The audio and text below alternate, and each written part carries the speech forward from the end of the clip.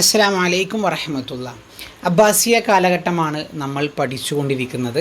ഒന്നാമത്തെ ഭാഗത്ത് ഷിഅറും രണ്ടാമത്തെ ഭാഗത്ത് നസറും മൂന്നാമത്തെ ഭാഗത്ത് നഖ്ദുമാണ് പഠിച്ചു കഴിഞ്ഞത്. നാലാമത്തെ ഭാഗം അവസാനത്തെ ഭാഗമാണ് ഇത്. അൽ ഉലൂം വൽ ഫുനൂൻ എന്ന ഏരിയ. ഏതൊരു PSC പരീക്ഷ എടുത്ത് നോക്കിയാൽ പോലും, അതല്ല ഇൻ്റർവ്യൂകൾ എടുത്ത് നോക്കിയാലും, എവിടെ പോയാലും കൂടുതൽ ചോദ്യങ്ങൾ നഖ്ദിനേക്കാൾ, നസറിനേക്കാൾ, ഷിഅറിനേക്കാൾ ഉലൂം വൽ ഫുനൂൻ എന്ന ഏരിയയിൽ നിന്നാണ് കൂടുതൽ ചോദ്യങ്ങൾ. അതിൻ്റെ കൂടെ പല ആളുകളും സ്കിപ്പ് ചെയ്യുന്ന ഒരു ഏരിയയും കൂടെയാണ് ഉലൂം വൽ ഫുനൂൻ എന്ന ഏരിയ. വിശാലമായ ഏരിയകളാണ് ഇതിൽ വരുന്നത്. എന്നാൽ ഞാനത് വളരെ ചുരുക്കിയാണ് നിങ്ങൾക്ക് മുമ്പിൽ അവതരിപ്പിക്കുന്നത്. നിങ്ങൾക്കത് വിശാലമായിട്ട് കൂടുതൽ പഠിക്കാൻ കഴിയുമെങ്കിൽ അത് നിങ്ങൾ പഠിച്ചോളുക. PSCയുടെ ഭാഗമായിട്ട് കുറച്ച് കാര്യങ്ങൾ മാത്രമാണ് ഈ ഒരു ഏരിയയിൽ ഞാൻ പറഞ്ഞു പോകുന്നത്. അൽ ഉലൂം വൽ ഫുനൂൻ എന്ന് പറഞ്ഞാൽ അതിൽ ഒട്ടനവധി വിഷയങ്ങൾ വരുന്നുണ്ട്. അതിൽ ആദ്യമായിക്കൊണ്ട് അൽ മആജിമുൽ ലുഗവിയ്യ, ഭാഷാപരമായ കുറച്ച് ഡിക്ഷണറിയുമായി ബന്ധപ്പെട്ട കുറച്ച് പുസ്തകങ്ങളുമാണ് ഒന്നാമത്തെ ഏരിയ. ഇതിൽ അബ്ബാസിയ കാലഘട്ടത്തിനെ ആസ്പദമാക്കിയിട്ടാണ് ഞാൻ ഈ ക്ലാസ് നൽകുന്നത്. അതുകൊണ്ട് തന്നെ അബ്ബാസിയ കാലഘട്ടത്തിലെ ഡിക്ഷണറികൾ മാത്രമാണ് ഞാൻ ഉൾപ്പെടുത്തിയത്. അതിനുശേഷം ഇൻഡോ അറബിലും അസ്റുൽ ഹദീസിലും ഡിക്ഷണറികളൊക്കെ വന്നിട്ടുണ്ട്. ഇപ്പോൾ ലിസാനുൽ അറബ് പോലത്തെ, കിതാബുൽ മുഹീത്ത് പോലത്തെ ഡിക്ഷണറികളൊക്കെ ഉണ്ട്. എന്നിരുന്നാലും അബ്ബാസിയ കാലഘട്ടത്തിലാണ് ഞാൻ പറയുന്നത്. നിങ്ങൾക്ക് ചോദ്യങ്ങൾ ഏതു ഭാഗത്തുനിന്നും വരാം. അപ്പോൾ അസ്റുൽ ഹദീസിലെയൊക്കെ ഡിക്ഷണറികളെക്കുറിച്ച് പഠിക്കാൻ സാധിച്ചാൽ വളരെ നല്ലതാണ്. കിതാബുൽ ഐനാണ് അവ്വലു മുഅ്ജമുൻ ഫിൽ ലുഗത്തിൽ അറബിയ, അറബി ഭാഷയിലെ ഒന്നാമത്തെ ഡിക്ഷണറി. അത് തയ്യാറാക്കിയത് ഖലീൽ ഇബ്നു അഹ്മദ് അൽ ഫറാഹിദിയാണ്. അദ്ദേഹത്തെക്കുറിച്ച് നമ്മൾ മുൻപോട്ട് പോകുമ്പോൾ ഡീപ്പായിട്ട് പഠിക്കും ഇൻഷാ അല്ലാഹ്. രണ്ടാമത് വേറൊരു ഡിക്ഷണറി എന്ന് പൂർണ്ണമായിട്ടും പറയാൻ പറ്റില്ല, ഭാഷാപരമായ പുസ്തകമാണ് കിതാബുൽ കാമിൽ ഉണ്ടാക്കിയിട്ടുള്ളത് മുബറദാണ്. മുബറദിനെ കുറിച്ച് നമുക്ക് ഡീപ്പായിട്ട് പഠിക്കേണ്ട ആവശ്യമൊന്നുമില്ല. ഇനി മുഅ്ജമുമായി ബന്ധപ്പെട്ട 4 പുസ്തകങ്ങൾ കൂടെ ഞാൻ കൊടുത്തിട്ടുണ്ട്. നമുക്ക് അത്ര അത്യാവശ്യമില്ല, പരീക്ഷയ്ക്കൊന്നും ചോദിക്കാൻ ഒട്ടും സാധ്യതയില്ലാത്ത പുസ്തകങ്ങളാണ്. ജസ്റ്റ് നിങ്ങളത് ഒന്ന് വായിച്ചാൽ മാത്രം മതി. വേറൊരു വിഷയമാണ് ഇൽമുൽ അറൂൽ, കാവ്യശാസ്ത്രം ഉണ്ടായി വന്നത് അബ്ബാസിയ കാലഘട്ടത്തിലാണ്. അപ്പോൾ കാവ്യശാസ്ത്രം നമ്മൾ അറൂദ് ശരിക്കും പഠിക്കുന്നവരാണ്. എന്നാൽ അറൂദിൻ്റെ ചരിത്രം നമ്മൾ പഠിച്ചിട്ടുണ്ടോ എന്നുള്ളത് ആലോചിച്ച് നോക്കണം. പല ആളുകളും സ്കിപ്പ് ചെയ്യുന്ന ഏരിയയാണ്. അറൂദിൻ്റെ ചരിത്രവുമായി ബന്ധപ്പെട്ട് നമ്മൾ മനസ്സിലാക്കേണ്ടത് വാദിയ ഇൽമുൽ അറൂദ്, ഇൽമുൽ അറൂദിൻ്റെ സ്ഥാപകൻ, അതുണ്ടാക്കിയ ആൾ, നിയമങ്ങൾ ഉണ്ടാക്കിയ ആൾ ഖലീൽ ഇബ്നു അഹ്മദാണ്. 15 ബഹറുകളാണ് ഖലീൽ ഇബ്നു അഹ്മദ് ഉണ്ടാക്കിയത്. അതിനുശേഷം 16ാമത്തെ ഒരു ബഹർ അൽ മുത്തദാരിക് എന്ന ബഹർ ഉണ്ടാക്കിയത് ഖലീലിൻ്റെ ശിഷ്യനായിട്ടുള്ള അൽ അഖ്ഫശാണ് എന്നുള്ളതും നമുക്കറിയാം. ഇനി ഖലീൽ ഇബ്നു അഹ്മദിനെ കുറിച്ച് ഒരു 2 വാക്ക് നമുക്ക് പഠിക്കാം. ഹിജറ 100-ൽ ജനിക്കുകയും ഹിജറ 170-ൽ മരിക്കുകയും ചെയ്ത അറബി ഭാഷയ്ക്ക് ഒട്ടനവധി സംഭാവനകൾ നൽകിയ ഒരു പണ്ഡിതനാണ് ഖലീൽ ഇബ്നു അഹ്മദ്. വലിദ ഫിൽ ബസ്വറയിലാണ് അദ്ദേഹം ജനിച്ചത്. ലുഖിബ അൽ അബ്ഖരിയുൽ ലുഗ എന്ന് അദ്ദേഹം അറിയപ്പെട്ടു. ഭാഷയിൽ നൈപുണ്യം നേടിയവൻ എന്നൊരു ലഖബ് അദ്ദേഹത്തിനുണ്ട്. ഇൽമുൽ അറൂദിൻ്റെ വാലി ആണ് അദ്ദേഹം, സ്ഥാപകനാണ്. ലൊബത്ത ഔസാനു ഷിഅർ, 15 ബഹറുകൾ തിട്ടപ്പെടുത്തിയത് അദ്ദേഹമാണ്. അവ്വലുമൻ ലൊബത്ത ലുഗ, ആദ്യമായിട്ട് ലുഗത്തിന് ലൊബത്ത് ചെയ്തത് എന്ന് പറയുമ്പോൾ ഭാഷയ്ക്ക് ഹറക്കത്തുകൾ നൽകിയത് അദ്ദേഹമാണ്. ആ ഒരു പോയിന്റ് തന്നെയാണ് ഇവിടെ ഞാൻ അൽ ഹറക്കാത്തുൽ ലിൽ ഹുറൂഫ്, അക്ഷരമാലകൾക്ക് ഹറക്കത്തുകൾ ആദ്യമായിട്ട് കൊടുത്തത് അദ്ദേഹമാണ്. അതേപോലെ തന്നെ അല്ലഫ കിതാബുൽ ഐൻ, ആദ്യത്തെ ഡിക്ഷണറി ആയിട്ടുള്ള അൽ ഐൻ, മുഅ്ജമുൽ ഐൻ ഉണ്ടാക്കിയതും അദ്ദേഹമാണ്. വേറൊരു പോയിന്റ് ഹുവ മുഅസ്സിസു ഇൽമുൽ അസ്വാത്ത്, ഫൊണറ്റിക്സ് എന്നൊരു ഏരിയ ഉണ്ടല്ലോ, മഹ്റജുകളെക്കുറിച്ച് പഠിക്കുന്ന ഒരു പഠനശാഖയാണ് ഫൊണറ്റിക്സ്. ഇൽമുൽ അസ്വാത്തിൻ്റെയും മുഅസ്സിസ് അദ്ദേഹമാണ്. ഇനി അദ്ദേഹത്തിൻ്റെ വേറെ കുറച്ച് വർക്കുകൾ, ഒന്ന് ഐനാണ്, കിതാബുൽ ഐനാണ്. വേറെ ഒന്ന് കിതാബുൽ അറൂദാണ്. വേറെ ഒന്ന് കിതാബുൽ ഷവാഹിദാണ്. ഇതിൽ കിതാബുൽ ഐൻ നിങ്ങൾ നല്ലതുപോലെ ഓർത്തു വെക്കുക. ഇനി വേറെ ഒരു ശാഖയാണ് ഇൽമുൻ നഹ്വ് എന്നൊരു ശാഖ. നഹ്വിൻ്റെ ചരിത്രം നമുക്ക് മനസ്സിലാക്കാം. നഹ്വിൻ്റെ നഹ്വ് ഉണ്ടാക്കിയത് അബുൽ അസ്വദ് ദുവലിയാണ്. അലി റളിയല്ലാഹു അൻഹുവിൻ്റെ കൽപ്പന പ്രകാരമാണ് നഹ്വിൻ്റെ നിയമങ്ങൾ അദ്ദേഹം ഉണ്ടാക്കിയിട്ടുള്ളത്. പിന്നെ അബുൽ അസ്വദ് ദുവരി അബ്ബാസിയ കാലഘട്ടത്തിലെ ആളല്ല, അതിനു മുമ്പ് ജീവിച്ച ആളാണ്. എന്നാലും ഞാൻ അദ്ദേഹത്തെ അബ്ബാസിയ കാലഘട്ടത്തിൽ പഠിപ്പിക്കുമ്പോൾ നിങ്ങൾക്ക് സംശയമുണ്ടാകും. ഞാനത് പറയാൻ കാരണം നഹ്വിൻ്റെ ചരിത്രം എനിക്കിവിടെ പറയണം. അതുകൊണ്ട് 3 ആളുകൾ അതിലുണ്ട്. ഒന്ന് അബുൽ അസ്വദ് ദുവലിയാണ്, വേറൊന്ന് സീബവൈഹിയാണ്, വേറൊന്ന് അൽ കസായിയാണ്. അപ്പോൾ ഇതിൽ സീബവൈഹിയും കസായിയും അബ്ബാസിയ കാലഘട്ടമാണ്. അപ്പോൾ 3 പേരെയും ഒന്നിച്ച് ഞാനിവിടെ പറയുന്നു എന്ന് മാത്രം. അബുൽ അസ്വദ് ദുവലി അബ്ബാസിയ കാലഘട്ടത്തിന് മുമ്പ് ജീവിച്ചു പോയിട്ടുള്ള ആളാണ്. അബുൽ അസ്വദ് ദുവലിയെക്കുറിച്ച് ഒരു 2 വാക്ക്. അദ്ദേഹം ഇൽമുൻ നഹ്വിൻ്റെ വാലി ആണ്. ഹിജ്റ 69 അദ്ദേഹം മരണപ്പെട്ടു പോകുന്നത്. അപ്പോൾ അദ്ദേഹം പൂർണ്ണമായിട്ടും ഇസ്ലാമി അമവി കാലഘട്ടത്തിലാണ് അദ്ദേഹം ജീവിച്ചത്. വലാ നുക്തകൾ ലിൽ ഹുറൂഫ്, അറബി അക്ഷരമാലകൾക്ക് നുക്തകൾ, പുള്ളികളൊക്കെ നൽകിയിട്ടുള്ളത് അദ്ദേഹമാണ് എന്ന് ചരിത്രത്തിൽ നമുക്ക് കാണാം. ഇനി നഹ്വിൻ്റെ 2ാമത്തെ ഒരു പണ്ഡിതനാണ് സീബവൈഹി. സീബവൈഹി ജനിക്കുന്നത് ഫാരിസിലാണ്, 148 ഹിജറയിലാണ്. അദ്ദേഹത്തിൻ്റെ ശരിക്കുള്ള പേര് അംറുബിന് ഉസ്മാനുബിന് ഖംബർ അൽ ഹാരിസി എന്നുള്ളതാണ്. ഖലീൽ ഹുവ ഉസ്താദുഹു, ഖലീൽ ബിൻ അഹ്മദിൻ്റെ ശിഷ്യനാണ് സീബവൈഹി. സീബവൈഹിയുടെ ഉസ്താദാണ് ഖലീൽ ബിൻ അഹ്മദ്. ഇതൊക്കെ പ്രധാനപ്പെട്ട ഒരു പോയിൻ്റാണ്. ലുഖിബ സീബവൈഹി, അദ്ദേഹത്തിന് സീബവൈഹി എന്നുള്ളത് ലഖബ് ആയിക്കൊണ്ടാണ് കിട്ടിയിട്ടുള്ളത്. വേറെ ചില ലഖബുകളുമുണ്ട്. ഷെയ്ഖുൻ നുഹാത്ത്, നഹ്വ് പണ്ഡിതന്മാരുടെ ഷെയ്ഖ് എന്നറിയപ്പെടുന്നു. ഇമാമുൻ നുഹാത്ത്, നഹ്വ് പണ്ഡിതന്മാരുടെ ഇമാമ് എന്നറിയപ്പെടുന്നു. അവ്വലുമൻ ബസ്വത ഇൽമുൻ നഹ്വ്, ഇൽമുൻ നഹ്വ് ആദ്യമായിട്ട് അതിൻ്റെ നിയമങ്ങളൊക്കെ അതുണ്ടാക്കിയത് അബുൽ അസ്വദ് ദുവലിയാണെങ്കിലും അത് കൃത്യമായി വിശദീകരിച്ചു കൊടുത്തതൊക്കെ സീബവൈഹിയാണ്. സീബവൈഹി എഴുതിയ ഗ്രന്ഥമാണ് അൽ കിതാബ് എന്ന ഗ്രന്ഥം. മുമ്പ് PSCക്ക് ചോദിച്ചതാണ് അൽ കിതാബ് എന്ന ഗ്രന്ഥം. ആ ഗ്രന്ഥത്തിൽ സീബവൈഹി നഹ്വിൻ്റെ നിയമങ്ങളൊക്കെ പറയുന്നു. അവ്വലുമൻ ബഹസ ഫിൻ നഹ്വി ബഹ്സൻ മുനല്ലമൻ, ആദ്യമായിക്കൊണ്ട് നഹ്വിൽ വ്യവസ്ഥാപിതമായ ഒരു പഠനം നടത്തിയയാൾ സീബവൈഹിയാണ്. ഇനി മൂന്നാമത്തെ നഹ്വിൻ്റെ പണ്ഡിതനാണ് അൽ കസായി. കസായി ഇമാമുൽ കൂഫിയീനാണ്. കൂഫയിലെ നഹ്വിൻ്റെ പണ്ഡിതനാണ്. നഹ്വിന് ഒട്ടനവധി പ്രസ്ഥാനങ്ങളുണ്ട്, ധാരകളുണ്ട്, മെത്തഡോളജികളുണ്ട്. ഒന്ന് ബസ്വറയിലെ നഹ്വാണ്. അത് അബുൽ അസ്വദ് ദുവലിയും സീബവൈഹിയും ഒക്കെ ബസ്വറയിലെ നഹ്വുമായി ബന്ധപ്പെട്ട ആളുകളാണ്. വേറെ ഒന്ന് കൂഫയിലെ നഹ്വാണ്. കൂഫയിലെ നഹ്വിസ്റ്റുകളുടെ നേതാവാണ് അൽ കസായി എന്നുള്ള ഈ ഒരു പണ്ഡിതൻ. ഉലിദ ഫിൽ കൂഫ, അദ്ദേഹം കൂഫയിൽ തന്നെയാണ് ജനിച്ചത്. ഇസ്മുഹു അൽ കാമിൽ, അദ്ദേഹത്തിൻ്റെ മുഴുവൻ പേര് മുമ്പ് PSCക്ക് ചോദിച്ചിരുന്നു. അബുൽ ഹസൻ അലി ഇബ്നു ഹംസ അൽ കസായി എന്നാണ് അദ്ദേഹത്തിൻ്റെ മുഴുവൻ പേര്. അപ്പം നമ്മൾ ഇൽമുൻ നഹ്വ് അവസാനിപ്പിക്കുകയാണ്. ഇൽമുൻ നഹ്വിൻ്റെ ചരിത്രവും അതിലെ പണ്ഡിതന്മാരെയും കുറിച്ച് എളുപ്പത്തിൽ ഒന്ന് പറഞ്ഞു പോയി. ബാക്കി കാര്യങ്ങൾ നിങ്ങൾ നോക്കണം. ഇനി ഇൽമുൽ ബലാഗ നമ്മൾ പഠിച്ചതാണ്, ബലാഗ എന്താണ് എന്നുള്ളത്. എന്നാൽ ബലാഗയുടെ ചരിത്രം നമ്മൾ പഠിച്ചിട്ടുണ്ടോ? വാലിഉഹ, ബലാഗയുടെ അതുണ്ടാക്കിയയാൾ അബ്ദുൽ ഖാഹിർ അൽ ജുർജാനിയാണ് അതിൻ്റെ ആയിട്ട് അറിയപ്പെടുന്നത്. എന്നാൽ ബലാഗക്ക് 3 ഏരിയകളുണ്ട് എന്ന് നമുക്കറിയാം. ബദീഅ ഉണ്ട്, മആനി ഉണ്ട്, ബയാനുമുണ്ട്. ഈ ഓരോ ഏരിയയിലും ആദ്യമായിട്ട് ഒരു സംഭാവനകൾ നൽകിയ ആളുകൾ വ്യത്യസ്തരായ ആളുകളാണ്. അബ്ദുൽ ഖാഹിർ ജുർജാനി അതിൻ്റെ മുഅസ്സിസാണ്, സ്ഥാപകനാണ്. എന്നാൽ ഓരോ ഏരിയകളിലും ആദ്യമായിട്ട് സംസാരിച്ച ആളുകൾ, സംഭാവനകൾ നൽകിയ ആളുകൾ വ്യത്യാസമുണ്ട്. നമുക്ക് അതും കൂടെ ഒന്ന് നോക്കാം. ഓക്കെ, വാലിഉ ഇൽമുൽ ബലാഗയുടെ വാലിഉ അബ്ദുൽ ഖാഹിർ ജുർജാനിയാണ്.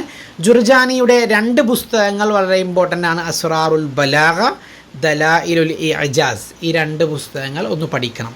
ഞാൻ നഖദിൽ അത് പറഞ്ഞിരുന്നു അദ്ദേഹത്തെക്കുറിച്ച്, ഇവിടെ ഞാൻ ആവർത്തിക്കുന്നില്ല. അവ്വലു മൻ തകല്ലമ ഫീ ഇൽമിൽ ബദീഅ എന്ന വിഷയത്തിൽ ആദ്യമായി സംസാരിച്ചയാൾ ഇബ്നുൽ മുഅത്തസാണ്. ഇബ്നുൽ മുഅത്തസിന് 2 ഗ്രന്ഥങ്ങളുണ്ട്. കിതാബുൽ ബദീഅ, തൊബഖാത്തു ശുഅറാ. ഈ ഗ്രന്ഥങ്ങളാണ് അതൊക്കെ. ഇവിടെ നിങ്ങൾ പ്രത്യേകം നിങ്ങളത് വിലയിരുത്തണം. തൊബഖാത്തു ശുഅറാ എന്ന് പറയുമ്പോൾ ആകെപ്പാടെ കൺഫ്യൂഷൻ ആവരുത്. ഇബ്നുൽ മുഅത്തസ് എഴുതിയ ഗ്രന്ഥത്തിൻ്റെ പേര് തൊബഖാത്തു ശുഅറാ എന്നതാണ്. അതിൻ്റെ കൂടെ തന്നെ ഇബ്നു സല്ലാമുൽ ജുമഹി എന്ന നാഖിദ് എഴുതിയ ഗ്രന്ഥത്തിൻ്റെ പേര് തൊബഖാത്തു ഫുഹൂൽ ശുഅറാ എന്നാണ്.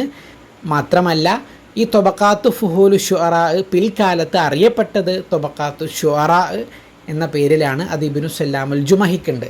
വേറൊരു വിഷയമാണെങ്കിലോ ഇബ്നു ഖുത്തൈബ എഴുതിയിട്ടുള്ള അശ്ശിർ വശുഅറാ എന്ന ഗ്രന്ഥം, അതിന് വേറെ ഒരു പേരുണ്ട്, അതും തൊബക്കാത്തു ഷുഅറാ എന്നുള്ളതാണ്. അപ്പോൾ തൊബക്കാത്തു ഷുഅറാ എന്ന് കേൾക്കുമ്പോൾ ഇബ്നു ഖുത്തൈബയെ ഓർമ്മ വരണം, ഇബ്നുൽ മുഅത്തസിനെ ഓർമ്മ വരണം, ഇബ്നു സല്ലാമുൽ ജുമഹിയെയും ഓർമ്മ വരണം. ഇവർ 3 പേരും 3 രൂപത്തിലാണ് തൊബക്കാത്തു ഷുഅറാ എന്ന വാക്കുമായി ബന്ധപ്പെട്ടിരിക്കുന്നത്.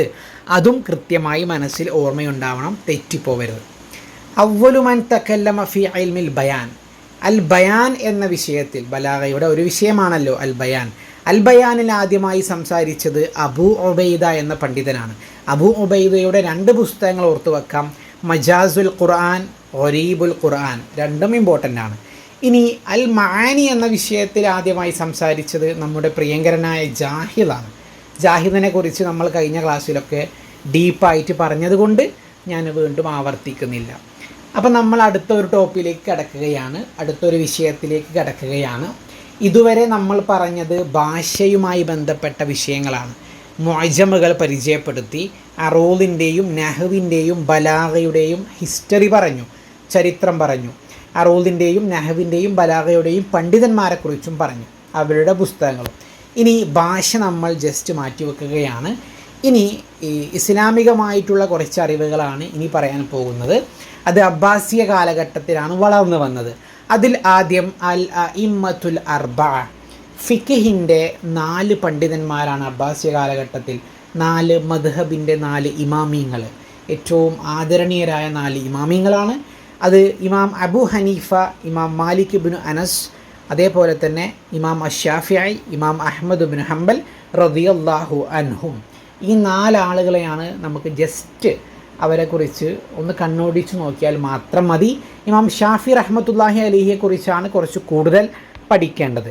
ഇമാം അബൂ ഹനീഫയുടെ പൂർണ്ണമായ നാമം അബൂ ഹനീഫ നുഅ്മാൻ ഇബ്നു സാബിത്ത് എന്നുള്ളതാണ്.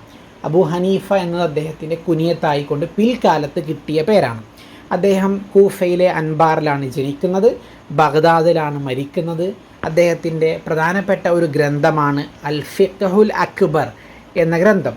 രണ്ടാമത്തെ ഇമാമാണ് ഇമാം മാലിക് ഇബ്നു അനസ്. ഇമാം മാലിക് ഇബ്നു അനസ് ജനിച്ചത് മദീനയിലാണ്. അദ്ദേഹത്തിൻ്റെ പ്രധാനപ്പെട്ട ഒരു പോയിൻ്റ്, അദ്ദേഹമാണ് അൽ മുവത്വ എന്ന ഗ്രന്ഥം എഴുതിയത്. മുവത്വ എന്ന ഗ്രന്ഥത്തിൻ്റെ പേര് നല്ലൊരു മിസ്റ്റേക്ക് പറ്റിയിട്ടുണ്ട്.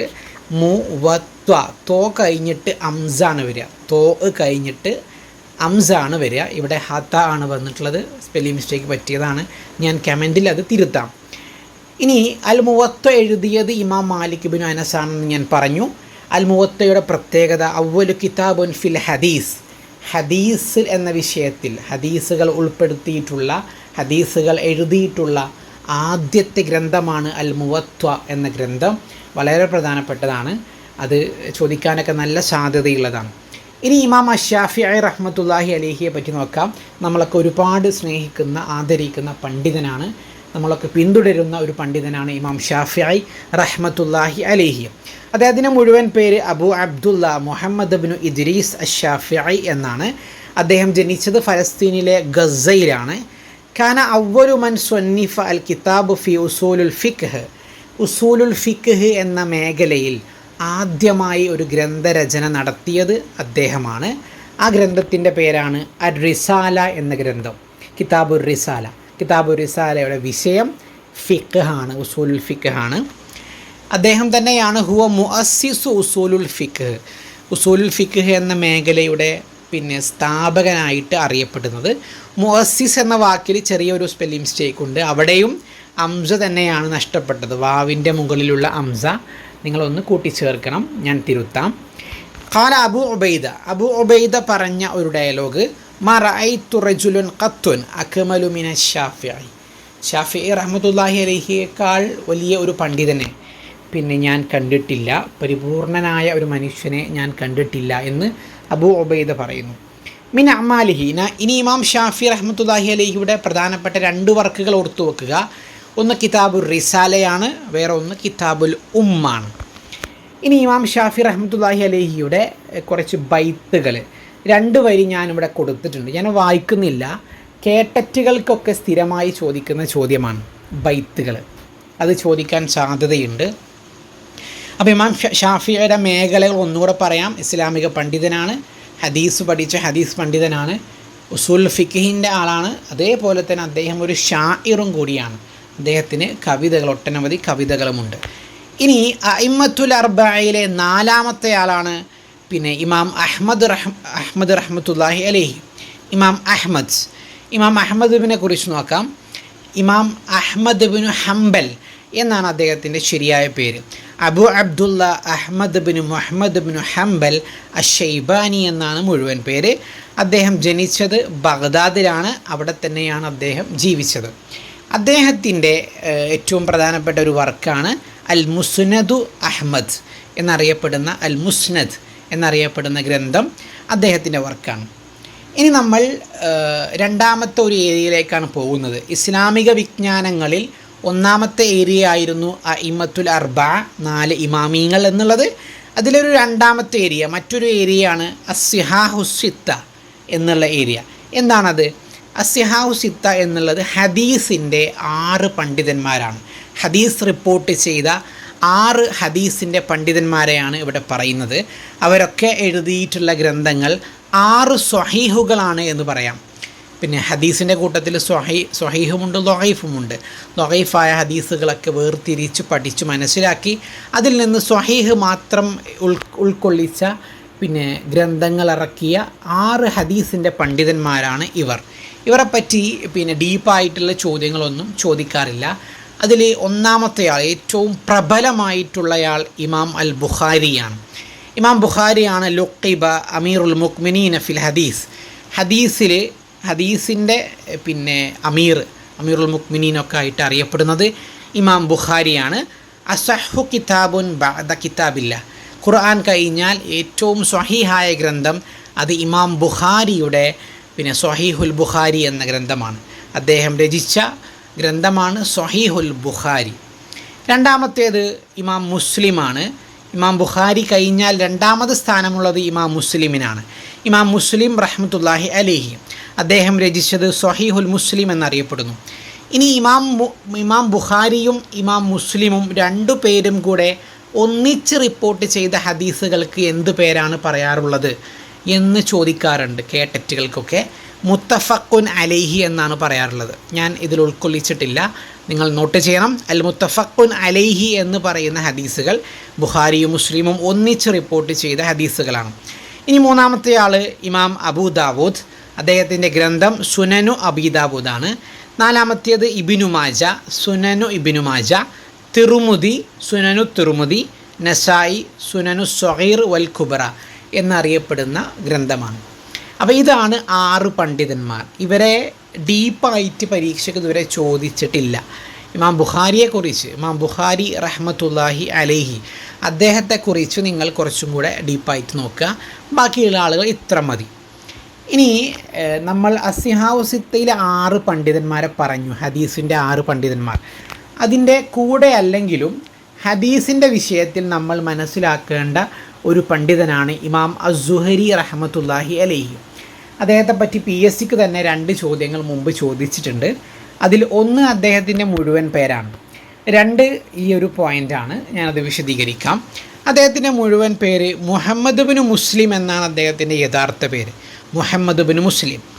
പൂർണ്ണമായ പേര് മുഹമ്മദ് ബിൻ മുസ്ലിം ബിൻ ഉബൈദുല്ല ഇബ്നു അബ്ദില്ല ഇബ്നു ഷിഹാബ് അസ്സുഹരി എന്നാണ് അദ്ദേഹത്തിൻ്റെ ഇസ്മുൽ കാമിൽ, പരിപൂർണമായിട്ടുള്ള പേര്. അദ്ദേഹത്തിൻ്റെ പ്രധാനപ്പെട്ട ഒരു പോയിൻ്റ് അവ്വലു മൻ ഹാവല ബിത്തദ്വീനിൽ ഹദീസ് നബവിയ, ഹദീസുകൾ ആദ്യമായിക്കൊണ്ട് ക്രോഡീകരിക്കാൻ ശ്രമിച്ചിട്ടുള്ളയാൾ അദ്ദേഹമാണ്. പൂർണ്ണമായി ക്രോഡീകരിച്ചിട്ടില്ല, ആദ്യമായിട്ട് ക്രോഡീകരണം നടത്തിയത്, ജംഅ ചെയ്ത് തദ്വീൻ ചെയ്തത് അദ്ദേഹമാണ്. അത് ഉമർ ഇബ്നു അബ്ദുൽ അസീസ് റഹ്മത്തുള്ളാഹി അലൈഹിയുടെ കാലഘട്ടത്തിലാണ്. അമവി കാലഘട്ടത്തിൽ പിന്നെ ഉമർ ഇബ്നു അബ്ദുൽ അസീസാണ് അതിന് പറഞ്ഞിട്ടുള്ളത്, ഇത് ചെയ്യാൻ വേണ്ടിയിട്ട് കൽപ്പിച്ചിട്ടുള്ളത്. ഉമർ ഇബ്നു അബ്ദുൽ അസീസാണ് ഇത് കൽപ്പിച്ചത്. പിന്നീട് അത് ചെയ്തത് ഇമാം അസ്സുഹരിയാണ്. ഇമാം സുഹരി ആ ഒരു കാലഘട്ടത്തിലും ജീവിച്ചിട്ടുണ്ട്, അബ്ബാസിയ കാലഘട്ടത്തിലും അദ്ദേഹം ജീവിച്ചിട്ടുണ്ട്. അപ്പോൾ ഇത്ര നിങ്ങൾ മനസ്സിലാക്കുക. ഇനി മൂന്നാമത്തെ ഒരു ഏരിയയിലേക്ക് പോവുകയാണ്. അഇമ്മത്തുൽ അർബഅ നമ്മൾ പഠിച്ചു, അസ്സിഹാഹു സിത്ത പഠിച്ചു. മൂന്നാമത്തെ ഏരിയ അൽ മുഫസ്സിരീനാണ്. നമ്മളെ വിശുദ്ധ ഖുർആനിൻ്റെ തഫ്സീറുകൾ എഴുതിയിട്ടുള്ള കുറച്ച് ആളുകൾ, വിശുദ്ധ ഖുർആനിന് വിശദീകരണം എഴുതിയ കുറച്ച് പണ്ഡിതന്മാരെയാണ് നമുക്ക് പഠിക്കാനുള്ളത്. ഇബ്നു ജരീർ അത്തൊബരിയാണ് ഒന്നാമതായി കൊണ്ട് പഠിക്കാനുള്ളത്. ഇബ്നു ജരീർ അത്തൊബരി, അദ്ദേഹത്തിൻ്റെ ലഖബ് ഇമാമുൽ മുഫസ്സിരീൻ വശൈഖുൽ മുഫസ്സിരീൻ എന്നൊക്കെ അദ്ദേഹം അറിയപ്പെടുന്നുണ്ട്. അതേപോലെ അബു തഫ്സീറിൻ്റെ പിതാവായി കൊണ്ടറിയപ്പെടുന്നു. തഫ്സീർ എന്ന വാക്കിൽ ചെറിയൊരു മിസ്റ്റേക്ക് സംഭവിച്ചിട്ടുണ്ട്, വാവ് ആവശ്യമില്ല. അബു താരീഖുൽ ഇസ്ലാമിക ചരിത്രത്തിൻ്റെ പിതാവായിട്ടൊക്കെ അദ്ദേഹം അറിയപ്പെടുന്നു. അവ്വലുമൻ അല്ലഫ കാമിലൻ ഫി തഫ്സീറുൽ ഖുർആൻ, ആദ്യമായി കൊണ്ട് വിശുദ്ധ ഖുർആനിൻ്റെ പരിപൂർണമായിട്ടുള്ള തഫ്സീർ തയ്യാറാക്കിയത് ഇബ്നു ജരീർ അത്തൊബരിയാണ്. അദ്ദേഹത്തിൻ്റെ തഫ്സീറിൻ്റെ പേര് ജാമിഉൽ ബയാൻ എന്നുള്ളതാണ് അദ്ദേഹത്തിൻ്റെ തഫ്സീറിൻ്റെ പേര്. രണ്ടാമതൊരു പണ്ഡിതനാണ്, തഫ്സീർ പണ്ഡിതനാണ് ഇബ്നു കസീർ റഹ്മത്തുള്ളാഹി അലൈഹി. അദ്ദേഹത്തിൻ്റെ തഫ്സീറിൻ്റെ പേര് തഫ്സീറുൽ ഖുർആനുൽ അദീം എന്നാണ് ആ തഫ്സീറിൻ്റെ പേര്.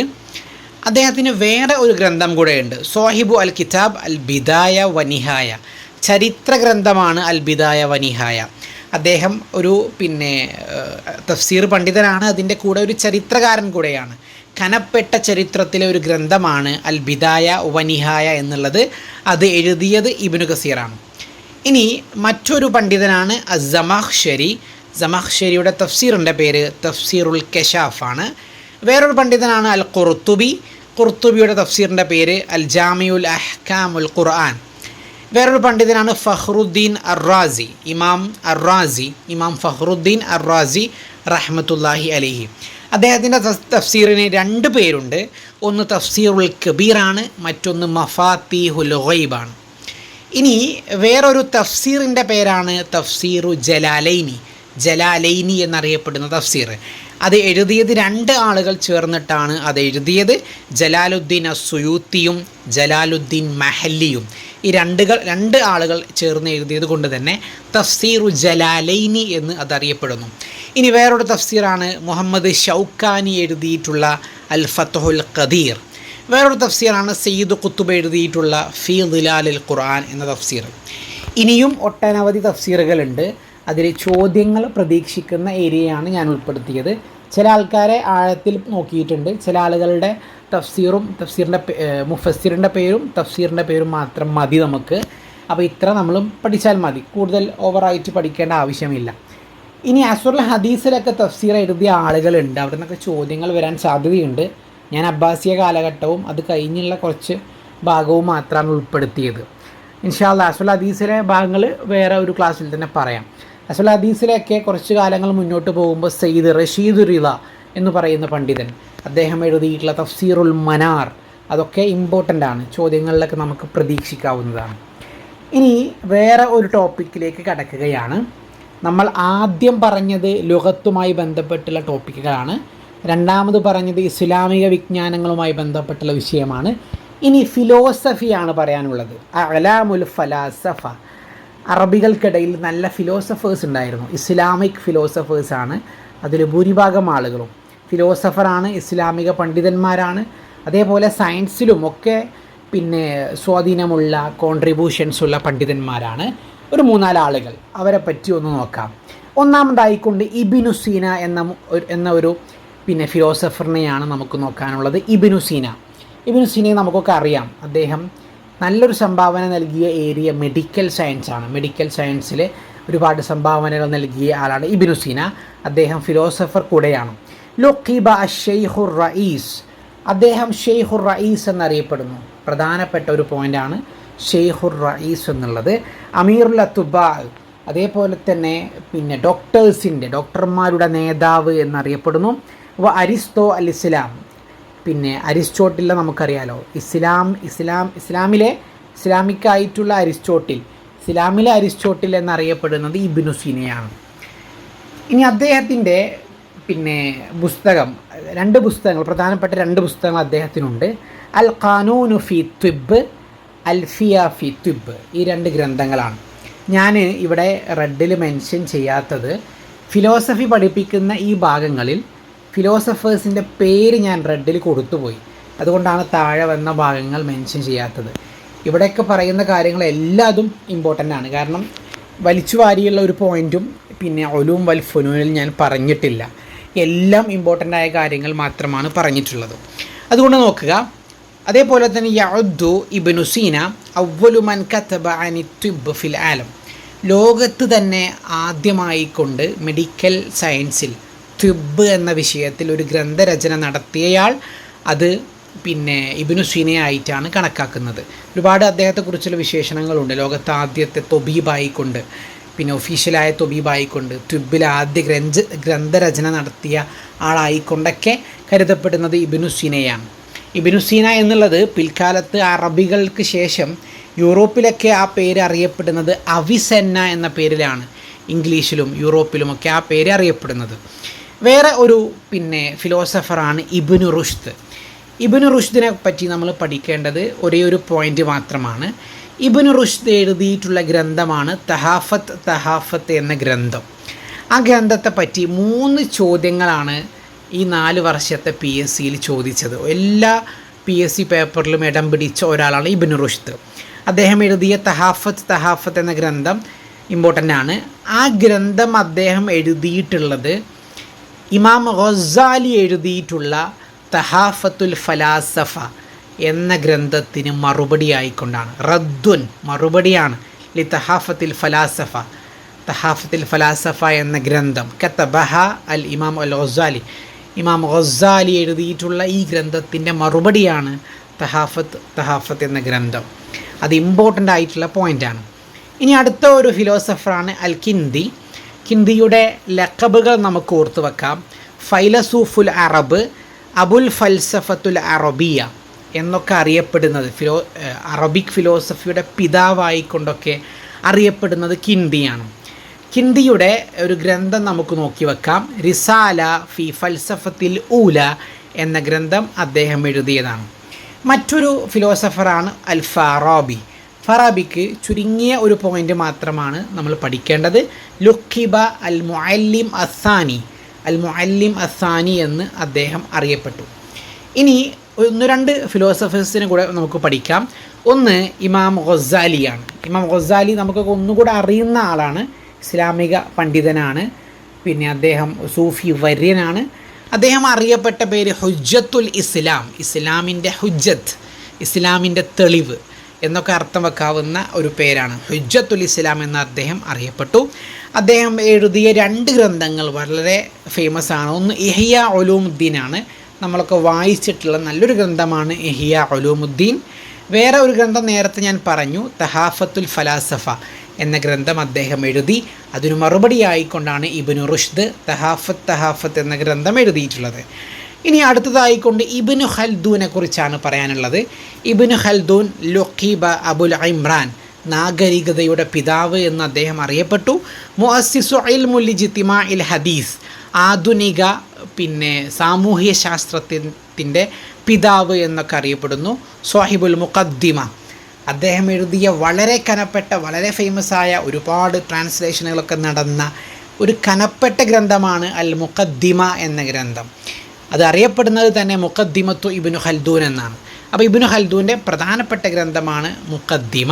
മുഖദ്ദിമയിൽ ഒരുപാട് വിഷയങ്ങൾ, താരീഖും പിന്നെ ഇൽമുൽ ഇജ്തിമാ, പിന്നെ സോഷ്യൽ സയൻസും, അങ്ങനെ കുറേ വിഷയങ്ങൾ അതിൽ പ്രതിപാദിക്കുന്നുണ്ട്. ഇനി അവസാനത്തെ ഒരു ഭാഗത്തേക്കാണ് നമ്മൾ കടക്കുന്നത്. അൽ ഉലൂം.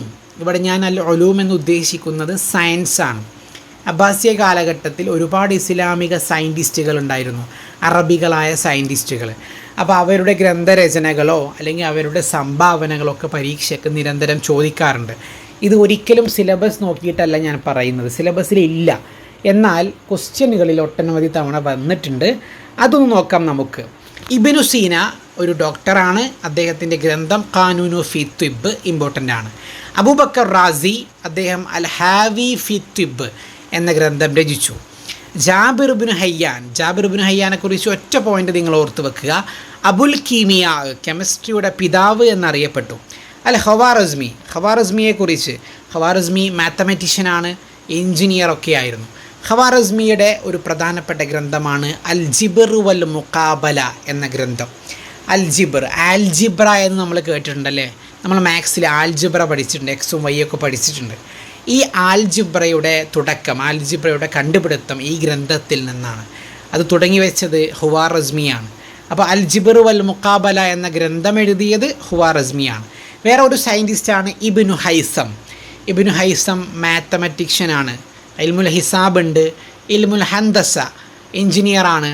അതിൻ്റെ കൂടെ ഏറ്റവും ഫേമസ് ആയ മറ്റൊരു മേഖല ബസുരിയാത്താണ്. ബസുരിയാത്ത്, ഒപ്റ്റിക്സ് എന്ന മേഖല, ലൈറ്റിനെ കുറിച്ചും കാഴ്ച, ലൈറ്റ് ഇതിനെക്കുറിച്ചൊക്കെയുള്ള പഠനമാണ് ഒപ്റ്റിക്സ് എന്നുള്ള ഈ ഒരു പഠനശാഖ. ഒപ്റ്റിക്സ് അൽ ബസുരിയാത്ത്, അതിൻ്റെ അബുൽ ബസുരിയാത്ത്, ഫാദർ ഓഫ് ഒപ്റ്റിക്സ് ആയിട്ട് അറിയപ്പെടുന്നത് ഇബ്നു ഹൈസമാണ്. അദ്ദേഹത്തിൻ്റെ ഒരു കനപ്പെട്ട ഒരു ഗ്രന്ഥമാണ് കിതാബുൽ മനാലിർ എന്ന ഗ്രന്ഥം. ആ ഗ്രന്ഥം എഴുതിയത് ഇബ്നു ഹൈസമാണ്. ഇനി അടുത്തയാളാണ് ഇബ്നു നഫീസ്. ഇബ്നു നഫീസ് എഴുതിയിട്ടുള്ള ഗ്രന്ഥമാണ്, ഇബ്നു നഫീസാണ് ആദ്യമായിട്ട് അദ്ദൗറത്തുൽ ദമവിയ, ബ്ലഡ് സർക്കുലേഷൻ കണ്ടുപിടിച്ചത് അദ്ദേഹമാണ്. വേറെ ഒരാളാണ് അൽ ബിറൂനി. അൽ ബിറൂനി നമുക്കറിയാം, അൽ ബിറൂനി കണ്ട ഇന്ത്യ എന്ന പേരിൽ മഹ്യുദ്ദീൻ ആലുവായിയുടെ ഗ്രന്ഥമുണ്ട്. അത് അൽ ബിറൂനിയുടെ കിതാബുൽ ഹിന്ദ് എന്ന ഗ്രന്ഥത്തിൻ്റെയൊക്കെ ട്രാൻസ്ലേഷനാണെന്നൊക്കെ നമ്മൾ മുമ്പ് പഠിച്ചിട്ടുണ്ട്. ഇവിടെ നമുക്ക് പഠിക്കാനുള്ളത് ഒരേ ഒരു പോയിൻ്റാണ്. അൽ ബിറൂനി ദക്കറ ജാദിബിയത്തുൽ അർള് ഖബല ന്യൂട്ടൻ. സർ ഐസക് ന്യൂട്ടനാണ് ജാദിബിയത്തുൽ അർള് കണ്ടുപിടിച്ചത്, അതായത് ഗുരുത്വാകർഷണ ബലം. എന്നാൽ ഐസക് ന്യൂട്ടൻ ഗുരുത്വാകർഷണ ബലത്തെക്കുറിച്ച് പറയുന്നതിന് 1000 വർഷങ്ങൾക്ക് മുമ്പ് അൽ ബിറൂനി ഗുരുത്വാകർഷണ ബലത്തെക്കുറിച്ച് പറഞ്ഞിട്ടുണ്ട് എന്നാണ് ചരിത്രത്തിൽ പറയുന്നത്. അപ്പോൾ അതൊക്കെ പ്രധാനപ്പെട്ട കാര്യങ്ങളാണ്. ഇനി കുറച്ച് എക്സ്ട്രാ പോയിൻറ്റുകളാണ് പറയാനുള്ളത്. അത് അൽ ആഖറൂൻ എന്ന ഭാഗത്ത് കുറച്ചധികം ആളുകളുണ്ട് എന്ന് ഞാൻ പറഞ്ഞല്ലോ. അപ്പോൾ അതിൽ കുറച്ച് ഗ്രന്ഥങ്ങളും അത് എഴുതിയ ആളുകളും നമ്മൾ ഓർത്തു വെക്കുക. കിതാബുൽ അഗാനി അബുൽ ഫറജ് അൽ അസ്ഫഹാനിയാണ്. അതിൻ്റെ വിഷയം ഫന്നുൽ ഐനാ വൽ മ്യൂസിക്കിയാണ്. അതേപോലെ കുറച്ച് ഗ്രന്ഥങ്ങൾ ഞാനിവിടെ കൊടുത്തിട്ടുണ്ട്. അബ്ബാസിയ കാലഘട്ടത്തിൽ വന്ന കനപ്പെട്ട ഗ്രന്ഥങ്ങളാണ്. കാമിൽ മുബറദിൻ്റെതാണ്, ഫിഹ്റസത്ത് ഇബ്നു നദീമിൻ്റെതാണ്, അൽ ആമാലി അൽഖാലി എഴുതിയതാണ്, മുഅ്ജമുൽ ഉദബാ യാഖൂത്തുൽ ഹമവി എഴുതിയതാണ്, അതേപോലെ മുറൂജു ദഹബ് മസ്ഊദി എഴുതിയതാണ്, വഫയാത്തുൽ അഖയാൻ ഇബ്നു ഖലീഖാൻ എഴുതിയതാണ്, ഫുതൂഹുൽ ബുൽദാൻ അൽ ബലാദിരി എഴുതിയതാണ്. ഇവിടെ നിന്നൊക്കെ ചിലപ്പോൾ ചോദ്യങ്ങൾ വരാൻ സാധ്യതയുണ്ട്. എന്തായാലും കിതാബുൽ അഗാനി അതിൻ്റെ വിഷയം, ഫന്നുൽ ഖിനാ വൽ മ്യൂസിക്കി, പാട്ട് മ്യൂസിക്കാണ് അതിൻ്റെ വിഷയം. അത് എഴുതിയത് അബുൽ ഫറജ് അൽ അസ്ഫഹാനിയാണ്. സെയ്ഫുദ്ദൗലക്ക് സമ്മാനമായിക്കൊണ്ടാണ് ഈ ഗ്രന്ഥം കൊടുക്കുന്നത്, കിതാബുൽ അഗാനി കൊടുക്കുന്നത്. ഇത് ഇമ്പോർട്ടൻ്റ് ആണ്, കാരണം കിതാബുൽ അഗാനി എന്നുള്ളത് സിലബസിലുള്ളതാണ്. കിതാബുൽ അഗാനിയുടെ ഉള്ളിൽ നിന്ന് ചോദ്യങ്ങൾ ചോദിക്കാൻ നല്ല സാധ്യതയുണ്ട്. അപ്പോൾ അത് ഓർത്ത് വെക്കണം. അപ്പോൾ ഇത്രയാണ് നമുക്ക് ഇതിൽ പഠിപ്പിക്കാനുള്ളത്. എൻ്റെ ചാർജ് തീരാനായിട്ടുണ്ട്, പെട്ടെന്ന് ക്ലാസ് അവസാനിപ്പിക്കുകയാണ്. ഇനി ഒരു ചെറിയ ഒരു ഭാഗം കൂടെ ഉണ്ട്. ഞാൻ നസർ പഠിപ്പിച്ചപ്പോൾ ഞാൻ പറഞ്ഞിരുന്നു, നമ്മൾ അബ്ബാസിയിലെ 1ാമത്തെ ക്ലാസ്സിൽ വന്നിട്ടുള്ള ഒരു മിസ്റ്റേക്ക് അത് ഞാൻ തിരുത്തണം എന്ന് ആഗ്രഹിക്കുന്നു എന്ന് പറഞ്ഞിരുന്നു. ഒരു അപാകത സംഭവിച്ചിട്ടുണ്ട്. വേറൊന്നുമല്ല, നോട്ടിലൊന്നുമുള്ള മിസ്റ്റേക്കല്ല. നമ്മൾ PYQ ഡിസ്കസ് ചെയ്ത സമയത്ത് അതിൽ പല ക്വസ്റ്റ്യൻസും സ്കിപ്പായി പോയിട്ടുണ്ട്. പ്രത്യേകിച്ച് ഷെയറുമായി ബന്ധപ്പെട്ട കുറച്ച് ക്വസ്റ്റ്യൻസ് ഞാൻ അബദ്ധത്തിൽ പറയുകയും ചെയ്തു. ഷെയറിൽ നിന്ന് ചോദ്യങ്ങൾ കുറവാണ്, ഉലൂം വൽ ഫുനൂനിൽ നിന്നാണ് ചോദ്യങ്ങൾ കൂടുതൽ. ശരിയാണ്. എന്നിരുന്നാലും ഷെയറിൽ നിന്ന് ചോദിക്കാതിരിക്കുകയില്ല. ഷെയറിൽ നിന്ന് ചോദ്യങ്ങൾ നല്ലതുപോലെ വരും, കുറച്ചൊക്കെ വരും. കുറച്ച് ചോദ്യങ്ങൾ നമ്മളിൽ നിന്ന് സ്കിപ്പ് ചെയ്ത് പോയതാണ്. ആ ചോദ്യങ്ങൾ കൂടെ ഈ ക്ലാസ്സിൻ്റെ അവസാനത്തിൽ ജസ്റ്റ് ഇവിടെ പറയുകയാണ്. HS 2023 ഒറ്റ ചോദ്യം ഷെയറിൽ നിന്ന്, അബ്ബാസിയ ഷെയറിൽ നിന്ന് ചോദിച്ചിട്ടുണ്ട്. അത് അബു നുവാസ്, അബുൽ അല മാരി, ബഹ്തുരി, അൽ മുത്തനബി ഇവരുടെ ഒരു ചേരുംപടി ചേർക്കലായിരുന്നു. എളുപ്പമുള്ള ചോദ്യമാണ്, എളുപ്പമുള്ള ഒന്നായിട്ടാണ് തോന്നിയത്. LP 2023 ഷെയറിൽ നിന്ന് ചോദിച്ചിട്ടില്ല. എന്നാൽ LP 2021 ഷെയറിൽ നിന്ന് ചോദിച്ചു. റിസാലത്തുൽ ഗഫ്രാൻ ആരതാണെന്ന് ചോദിച്ചു. മാരിയുടേതാണ്. അബുൽ അത്താഹിയെ പറ്റി ഒരു ചോദ്യമുണ്ടായിരുന്നു. തസഹുദ് വിഷയത്തിലേക്ക് പോയിട്ടുള്ള കവി ഏതാണെന്ന് ചോദ്യമുണ്ടായിരുന്നു. UP 2021 3 ചോദ്യം ഷിയറിൽ നിന്ന് ചോദിച്ചിട്ടുണ്ട്. മുത്തനബിയെക്കുറിച്ചും മാരിയെക്കുറിച്ചും അബൂ നുവാസിനെക്കുറിച്ചും ചോദ്യങ്ങളുണ്ടായിരുന്നു. എളുപ്പമുള്ള ചോദ്യങ്ങളാണ്. HS 2021 അബുൽ അത്താഹിയെ പറ്റിയും ബുഹ്തുരിയെക്കുറിച്ചും ചോദിച്ചു. HS 2024 അബുൽ അത്താഹിയെക്കുറിച്ച് ചോദിച്ചു. അപ്പോൾ നിങ്ങൾ നോക്കണം, അബുൽ അത്താഹിയ സുഹുദുമായി ബന്ധപ്പെട്ട ആളാണ് എന്നത് പിന്നെ 3 PSCക്ക് 5 PSC നടന്നതിൽ 3 PSCക്കും ചോദിച്ചിട്ടുണ്ട്. തൊട്ടടുത്ത വർഷങ്ങളിൽ ചോദിച്ചിട്ടുണ്ട്. അതൊക്കെ നല്ല പ്രാധാന്യമുള്ള പോയിൻറ്റുകളാണ്. അപ്പോൾ അത്തരത്തിലുള്ള പോയിൻറ്റുകളൊക്കെ ഓർമ്മയിൽ ഉണ്ടാവട്ടെ. അപ്പോൾ എൻ്റെ അടുത്ത് വന്നൊരു മിസ്റ്റേക്കാണ്, പിന്നെ ചോദ്യങ്ങൾ നമുക്ക് ചിലത് മിസ്സായി പോയി എന്നുള്ളത്. അതും കൂടെ ഞാനിവിടെ ഒന്ന് ഓടിച്ച് നിങ്ങൾക്ക് നിങ്ങളുടെ ഓർമ്മയിൽ വരുത്തുന്നുണ്ട്. ഏതായിരുന്നാലും നമുക്ക് ഷിയറും നസറും നഖ്ദും ഉലൂം വൽ ഫുനൂനും എല്ലാം പഠിക്കണം. അതിൽ നഖ്ദ് നിങ്ങൾ മാറ്റിവെച്ചാലും ബാക്കി 3 എണ്ണത്തിൽ നിരന്തരം ചോദ്യങ്ങളുണ്ട്. നഖ്ദും പഠിക്കണം ഇൻഷാ അല്ലാഹ്. അബ്ബാസിയ കാലഘട്ടം നമ്മൾ ഇവിടെ അവസാനിപ്പിക്കുകയാണ്. 4 ഭാഗങ്ങളായിക്കൊണ്ടാണ് എടുത്തത്. ഇമ്പോർട്ടൻ്റ് ആയിട്ടുള്ള ഒരു ഭാഗമാണ്. നമ്മളുടെ ക്ലാസ്സുകൾ കേൾക്കുന്ന ആളുകളൊക്കെ അഭിപ്രായപ്പെടുന്നത് ഞങ്ങൾക്ക് പെഡഗോജിയുടെ ക്ലാസ് നൽകണം എന്നതാണ്. അതിലെനിക്ക് പറയാനുള്ളത്, പെഡഗോജിയുടെ നോട്ട് നമ്മളെ കയ്യിലുണ്ട്, പക്ഷേ ടൈപ്പ് ചെയ്ത് അത് PPT ആക്കിയിട്ടില്ല. മീൻസ് ക്ലാസ്സുകളാക്കാനുള്ള സമയം നമുക്ക് പ്രശ്നമാണ്. അപ്പോൾ ഞാൻ എന്ത് ചെയ്യണം എന്നിങ്ങനെ ആലോചിച്ചിരിക്കുകയാണ്. ഒന്നുകിൽ ഞാൻ പിന്നെ ഓൾറെഡി ഉള്ള എന്തെങ്കിലും ക്ലാസ് നൽകും, ഇല്ലെങ്കിൽ ഇപ്പോൾ ഞാൻ എടുക്കുന്നത് പോലെ ജാമ്യവും മാന്യവുമായിട്ട് ആലോചിച്ച് പ്ലാൻ ചെയ്തിട്ടൊരു ക്ലാസ് തരും. അങ്ങനെ പ്ലാൻ ചെയ്ത് തരണമെന്നുണ്ടെങ്കിൽ നമുക്ക് കുറച്ച് സമയം വേണം. അതൊരു April 20 ആകുമ്പോഴത്തേനെ നമുക്ക് തരാൻ കഴിയുള്ളൂ. അത് മെയിൽ എക്സാമിലേക്കാണ് ഞാൻ വിചാരിക്കുന്നത്. ഇൻ കേസ് നിങ്ങൾക്ക് അത്ര അർജൻറ്റാണെങ്കിൽ നാളെ തന്നെ ഞാൻ എന്തെങ്കിലും ചെയ്ത് പിന്നെ ഒരു ക്ലാസ് തരാൻ ശ്രമിക്കാം ഇൻഷാ അല്ലാഹ്. നിങ്ങളെന്നെ കാര്യങ്ങളൊക്കെ അറിയിക്ക്. ഞാൻ പെഡഗോജിയുടെ ഒരു നോട്ടും കൂടെ, ഒരു പിന്നെ മലയാളമൊക്കെ ഉൾക്കൊള്ളിച്ച് മലയാളത്തിൽ മനസ്സിലാക്കാൻ പറ്റുന്ന ഒരു നോട്ടും കൂടെ ഉണ്ടാക്കുന്നുണ്ട്. അത് വേണ്ടവർ പിന്നെ ഞാൻ അത് തീരുമാനിച്ചിട്ടില്ല, അത് ഏത് രൂപത്തിൽ കൊടുക്കണം, PDF കൊടുക്കണോ അതല്ല പ്രിൻ്റഡ് നോട്ട് കൊടുക്കണോ എന്ന് ആലോചിക്കുന്നുണ്ട്. എന്നിരുന്നാലും നിങ്ങൾക്ക് സഹായകമായിട്ടുള്ള കാര്യങ്ങൾ ചെയ്യണമെന്ന് നിരന്തരം ആലോചനയിലുണ്ട്. പിന്നെ ഞാൻ എന്തെന്ന് വെച്ചാൽ ഞാനിതുപോലെ 2019, 2020 കാലങ്ങളിലൊക്കെ ഇതുപോലെ പഠിച്ച ഒരാളാണ്. പഠിച്ചവൻ്റെ വലിയ അനുഗ്രഹം കൊണ്ട് പിന്നെ എനിക്ക് അഡ്വൈസ് കിട്ടിയിട്ടുണ്ട്. പിന്നെ ഭാവിയിൽ ജൂണിലൊക്കെ പിന്നെ ജോലിയിൽ കയറാനാണ് സാധ്യതയുള്ളത്. പിന്നെ അഡ്വൈസ് വന്നിട്ടുണ്ട്. അപ്പോൾ ഞാനിത് അധികം ഈ യൂട്യൂബ് ചാനലിൽ അറിയിച്ചിട്ടില്ല. അപ്പോൾ എൻ്റെ വലിയൊരു ആഗ്രഹമാണ് നമ്മൾ പഠിച്ച നോട്ടുകൾ, അതേപോലെ ഉപയോഗപ്പെടുത്തിയ ക്ലാസ്സുകൾ, ഇതൊക്കെ വീഡിയോസ് ആക്കിയിട്ട് എല്ലാവർക്കും കൊടുക്കണം എന്നുള്ളതായിരുന്നു ആഗ്രഹം. അപ്പോൾ അതുകൊണ്ടാണ് ക്ലാസ്സുകൾ പിന്നെ നമ്മൾ ഇങ്ങനെ പോസ്റ്റ് ചെയ്യുന്നത്. അപ്പോൾ നിങ്ങൾക്ക് എന്തൊക്കെ വേണമോ അതൊക്കെ എന്നോട് കമൻറ്റിലൂടെയും അല്ലെങ്കിൽ വാട്സപ്പിലൊക്കെ നിങ്ങൾക്ക് സൂചിപ്പിക്കാം. നിങ്ങളെ സഹായിക്കാൻ തന്നെയാണ് ഈ യൂട്യൂബ് ചാനൽ നമ്മൾ ഉണ്ടാക്കിയിട്ടുള്ളത്. ഇൻഷാ അല്ലാഹ് നമ്മൾ ഈ PSC സീരീസ് അവസാനിച്ചാൽ നെറ്റിന് വേണ്ടിയിട്ടുള്ള ക്ലാസ്സുകളൊക്കെ കൊടുക്കാൻ ആഗ്രഹമുണ്ട്. നിങ്ങളുടെ പ്രാർത്ഥന വേണം. എന്നിട്ട് പറത്തി പറയുന്നില്ല, ദുആയിൽ ഉൾപ്പെടുത്തുക. അള്ളാഹു എല്ലാവർക്കും അർഹമായ വിജയം നൽകട്ടെ. വ ആഖിറു ദഅവാന അനിൽ ഹംദുലില്ലാഹി റബ്ബിൽ ആലമീൻ. അസ്സലാമു അലൈക്കും വറഹ്മത്തുള്ളാഹി.